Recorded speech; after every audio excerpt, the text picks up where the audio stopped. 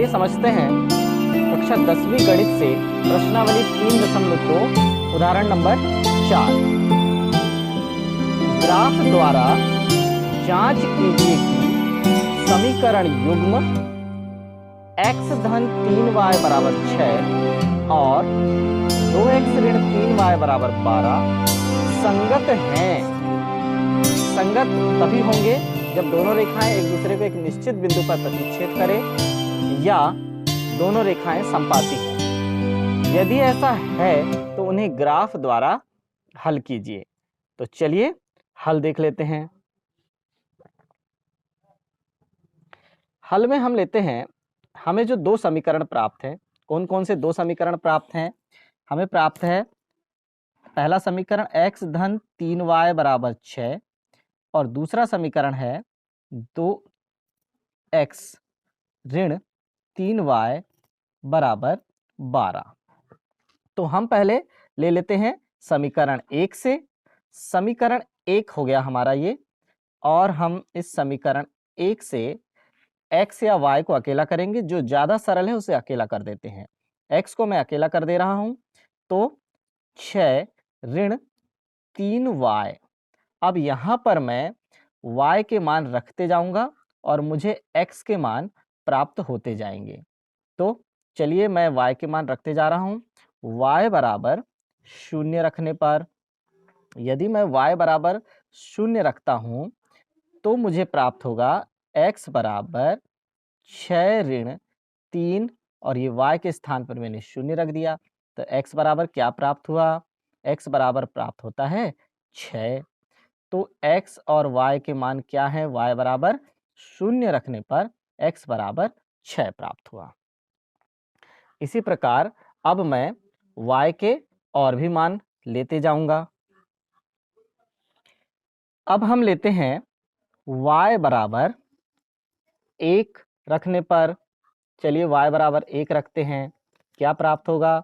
x बराबर मुझे प्राप्त होगा 6 ऋण 3, y की जगह पर ये मैंने 1 रख दिया, तो x बराबर प्राप्त हो जाएगा 6 ऋण 3 एकम 3, तो x बराबर 3 प्राप्त हुआ। अब पुनः मैं इस समीकरण में y बराबर 2 रख देता हूँ। y बराबर 2 रखने पर क्या प्राप्त होगा? जब मैंने y बराबर 1 रखा तो 3 प्राप्त हुआ, और y बराबर जब हम 2 रख देंगे तो क्या होगा? x बराबर 6 ऋण 3 गुणा 2, तो x बराबर कितना प्राप्त हो गया? 6 में से 3 दूनी 6 कम हो जाएगा, तो क्या प्राप्त हुआ? 0 प्राप्त हुआ। तो 2 रखने पर हमें 0 प्राप्त हो रहा है। इस तरह से हमने ये 3 मान प्राप्त कर लिए हैं। अब हम लेते हैं समीकरण नंबर 2। हमारा समीकरण नंबर 2 है, देखिए क्या है हमारा समीकरण नंबर 2? 2x ऋण 3y बराबर 12। 2x ऋण 3y बराबर 12। तो हम 2x को यहीं पर रख देंगे। 12 ऋण 3y इस तरफ आएगा तो धन 3y हो गया। अब हमें y के विभिन्न मानों को रखते जाना है और x के मान हमें प्राप्त होते जाएंगे। चलिए हमने y के ये x के मान प्राप्त होते जाएंगे, हम y के मान रखते जाएंगे।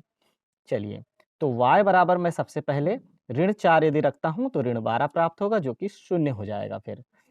तो देखिए y बराबर ऋण 4 रखने पर, ऋण 4 रखने पर क्या होगा? ऋण 4 रखेंगे तो 2x बराबर हो जाएगा 12, और ये धन 3 गुणा ऋण 4, तो 2x बराबर हो गया 12 ऋण 3 चौ 12, 12 में से 12 कम हो जाएगा, तो 2x बराबर 0 और x बराबर हो जाएगा 0/2 मतलब 0। जब हमने y का मान ऋण 4 रखा तो x का मान हमें 0 प्राप्त हुआ। अब मैं मान चेंज कर देता हूँ। क्या मान रख रहा हूँ अब मैं?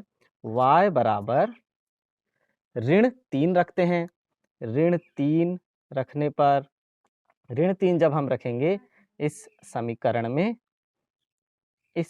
में, तो रख दीजिए क्या होगा, 2x बराबर 12 धन 3 और y के स्थान पर ऋण 3, तो 2x बराबर हमें प्राप्त हो गया 12 ऋण 9, तो 2x बराबर हो गया 3 और x बराबर हमें प्राप्त हुआ 3/2। ये हमें दो मान प्राप्त हुए। यहाँ पर हमने y का मान ऋण 3 रखा, तो x का मान हमें प्राप्त हुआ 3/2। अब मैं y का मान ऋण 2 ले लेता हूँ। चलिए, अब मैं 2x बराबर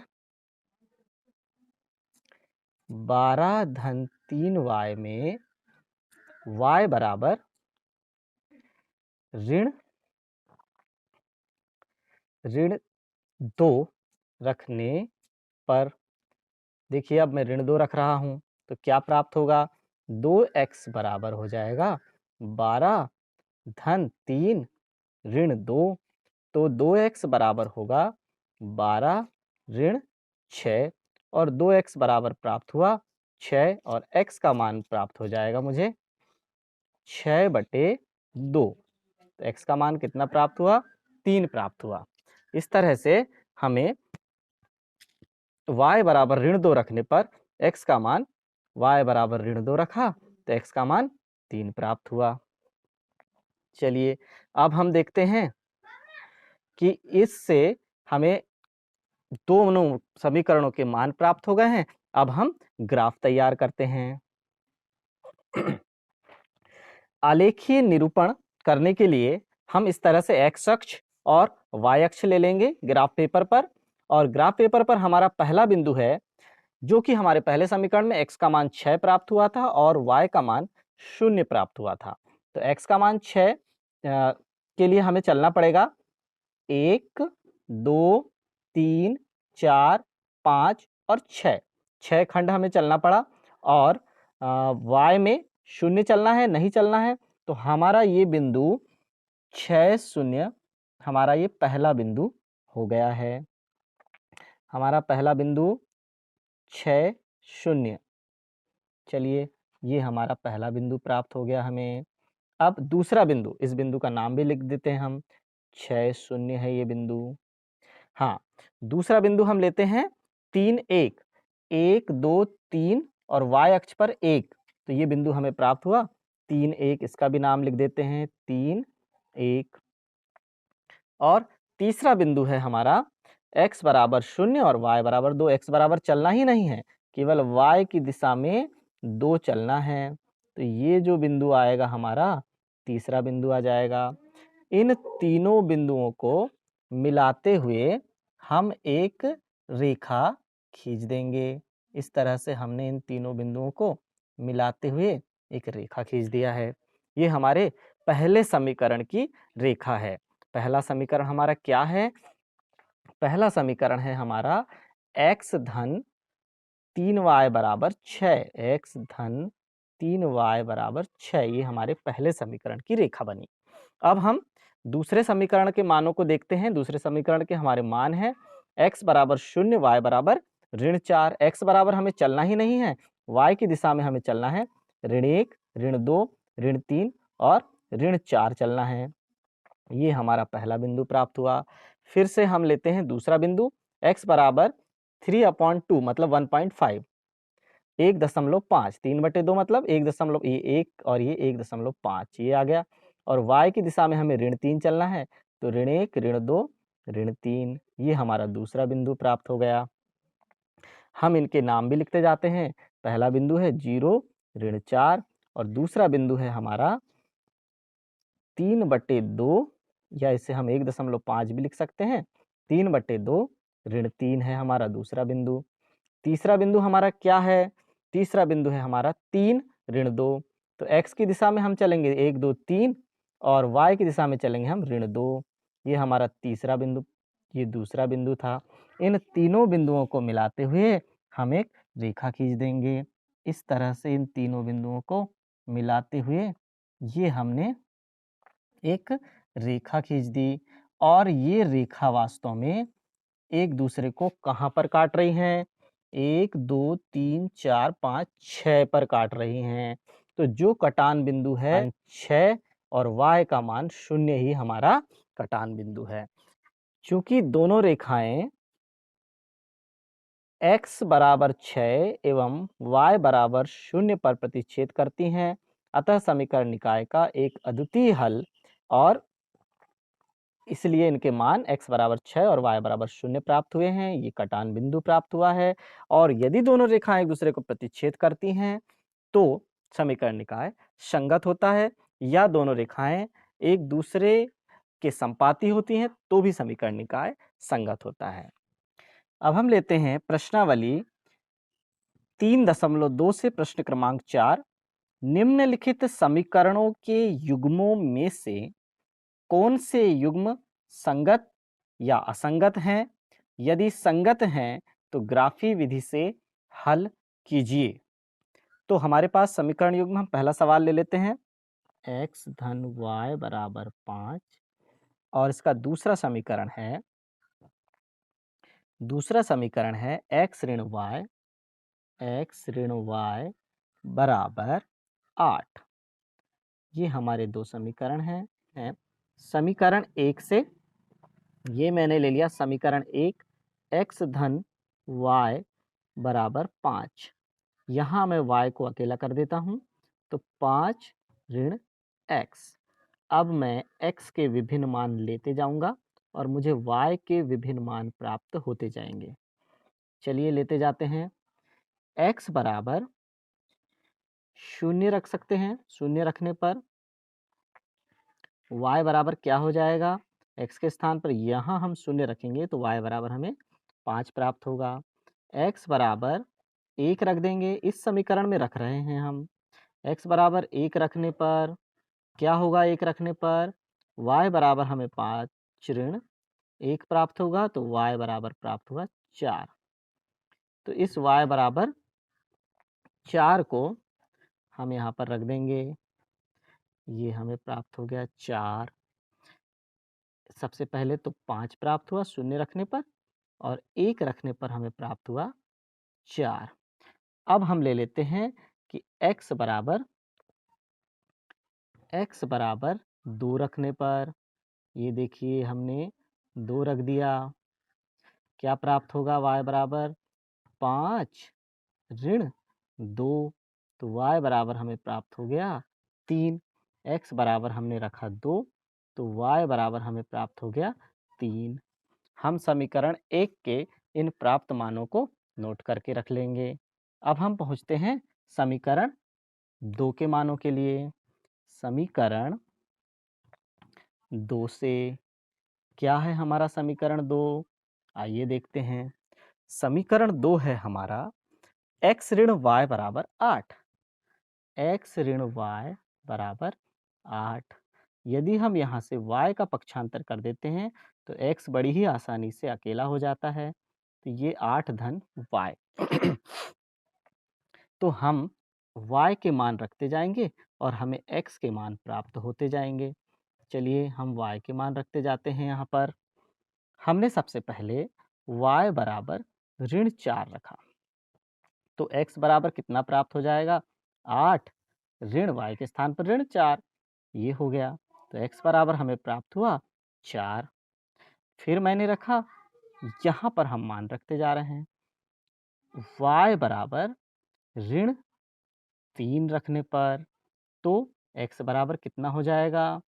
8 ऋण 3 तो x बराबर प्राप्त हुआ 5। x और y के मान हम यहाँ नोट करते जाएंगे। हमने सबसे पहले y बराबर ऋण 4 रखा तो x बराबर हमें प्राप्त हुआ 4। फिर मैंने y बराबर ऋण 3 रखा तो x बराबर मुझे प्राप्त हुआ 5। अब मैं y बराबर ऋण 5 रखता हूं तो x बराबर मुझे क्या प्राप्त हो जाएगा?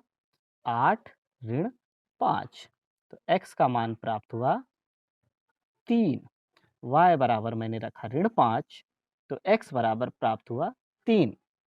ये हमने दोनों समीकरणों के मानों को प्राप्त कर लिया है। अब हम ग्राफ पेपर पर इन मानों को दर्शाएंगे। इस तरह का हम ग्राफ पेपर तैयार कर लेते हैं और इस ग्राफ पेपर में हम पहले समीकरण के जो मान हमें प्राप्त हुए हैं, क्या प्राप्त हुए हैं? 0, 5। तो x का मान 0 मतलब x हमें चलना नहीं है, y की दिशा में हमें 5 चलना है। 1, 2, 3, 4, 5 ये हमारा बिंदु प्राप्त हुआ 0, 5। इस बिंदु का नाम हम रख दें, ये 0 और 5 हमारा ये पहला बिंदु है। दूसरा बिंदु अब हम लेते हैं। दूसरा बिंदु हमारा है x बराबर 1 और y बराबर 4। x बराबर हम 1 चलेंगे लेकिन y बराबर 1, 2, 3, 4 चलेंगे। ये हमारा सेकंड बिंदु प्राप्त हो गया। ये पहला बिंदु था, ये दूसरा बिंदु। इस बिंदु का नाम है 1, 4 और हमारा तीसरा बिंदु है 2, 3। x बराबर हम 2 चलेंगे, y बराबर 1, 2, 3 चलेंगे। ये हमारा तीसरा बिंदु है। इन तीनों बिंदुओं को आपस में मिलाते हुए हम एक रेखा खींच देंगे। इस तरह से ये हमने खींच दिया रेखा। दूसरे समीकरण का हमारा पहला बिंदु है 4 ऋण 4। चलिए बढ़ते हैं। 1, 2, 3, 4 और y अक्ष पर ऋण 1, ऋण 2, ऋण 3, ऋण 4 हुआ 4 ऋण 4। 4 ऋण 4 पर हम इस तरह से बिंदु। फिर हमारा दूसरा बिंदु है 5 ऋण 3। चलिए देखते हैं। 1, 2, 3, 4, 5 ऋण 1, ऋण 2, ऋण 3 ये हमारा दूसरा बिंदु है 5 ऋण 3। और हमारा तीसरा बिंदु है 3 ऋण 5। 1, 2, 3 और y का मान ऋण 1, ऋण 2, ऋण 3, ऋण 4, ऋण 5 ये हमारा तीसरा बिंदु हमें प्राप्त हुआ। इन तीनों बिंदुओं को मिलाते हुए फिर हम एक रेखा खींच देंगे। जैसे ही हम तीनों बिंदुओं को मिलाते हुए रेखा खींचते हैं, ये रेखा पहली रेखा को 6 और हाफ 6.5 और 6.5 की सीध में यह बिंदु है, इसलिए x का मान हमें प्राप्त होगा 6.5 और y का मान हमें क्या प्राप्त होगा? y का मान ऋण 1 और ये हाफ की सीध में है तो 1.5। पहला मान हमें 6.5 प्राप्त हुआ और दूसरा मान हमें ऋण 1.5 प्राप्त हुआ। चूंकि दोनों रेखाएं, चलिए देखते हैं, चूंकि दोनों रेखाएं बिंदु x बराबर 6.5 एवं y बराबर ऋण 1.5 पर प्रतिच्छेद करती हैं, अतः समीकरण निकाय संगत है और इनका एक अद्वितीय हल क्या है? x बराबर 6.5 और y बराबर ऋण 1.5 है। तो आज की क्लास हमारी यहीं समाप्त होती है। धन्यवाद।